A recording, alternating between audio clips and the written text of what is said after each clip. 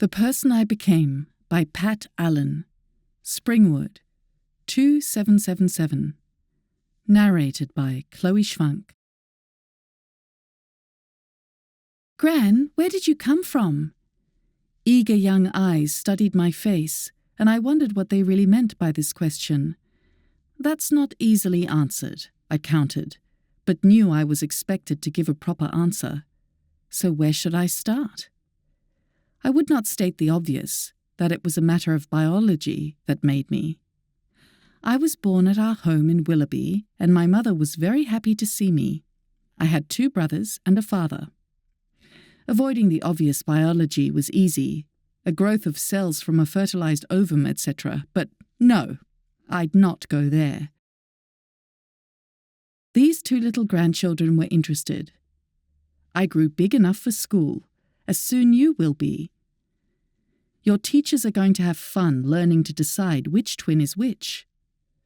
How I loved my children and grandchildren. I wanted to encourage them to inquire, to listen and learn.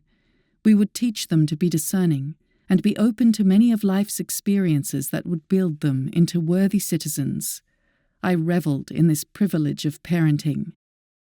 My teachers were patient, kind and lovely ladies, like my mother was, so I learned to read and write. I also learned to swim and to sew. Life was an adventure, and I loved to be at school with my friends. Some have remained very good friends all my life.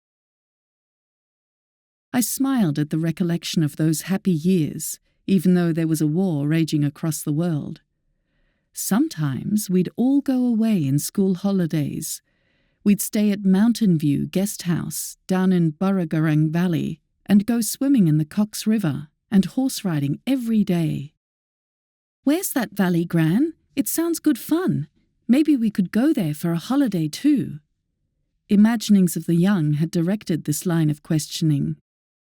I'm sad to say that the valley is now a flooded place full of fresh water for the city, and no one can go there for holidays. Though I wanted to talk about it, I felt it was wiser to deflect their minds onto more possible and positive things. Growing up, we had sufficient of what we needed, but never too much. My parents were able to repair and invent things, and their busy minds could devise substitutes. I learned from their example. There was a pause as I stopped to appreciate that God-given privilege in having had the loving parents I did. When I was 17, I left school. I wanted to be a nurse. No, what I really wanted was to help bring babies into the world. I saw 4 bright eyes fixed on my face. How could you do that? Was their obvious question. How could I adequately answer for their young minds to understand? I had special training and education. It was a wonderful career. We all love babies, don't we? My mind now stirred with countless memories. Was Papa there? No, I met your Papa sometime later. Then we got married. How were these young minds absorbing my life story, I wondered. Our mummy showed us your wedding photo, Gran. You were beautiful.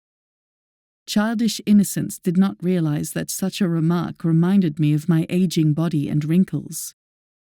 Over the years, Papa and I had 3 little babies, though one died. That was very sad for all of us. We still think of him. I hoped this would not alarm these young listeners, but they seemed to understand the sadness and wisely did not ask questions about it. Mummy said that we can invite our cousins to our birthday party this year. That will be good fun, because we like Tom and Lottie very much, and Annie can read to us. Next year we'll have school friends and could invite them too. These little people had a wonderful innocence. I dreaded to think of the bruisings they would suffer as their years wore on. How would I terminate this conversation yet leave a positive note and not trouble them?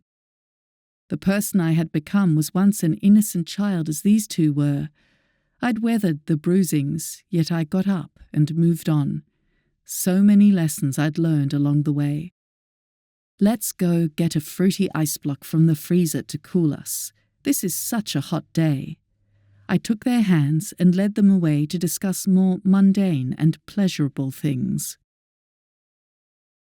What made me is really a melding of experiences from early life, those ups and downs, to my mature years of the now. I was blessed to have had happy years growing up, and a wise and loving mother who protected her children from worrying trauma wherever possible. I absorbed her example till I left home to marry.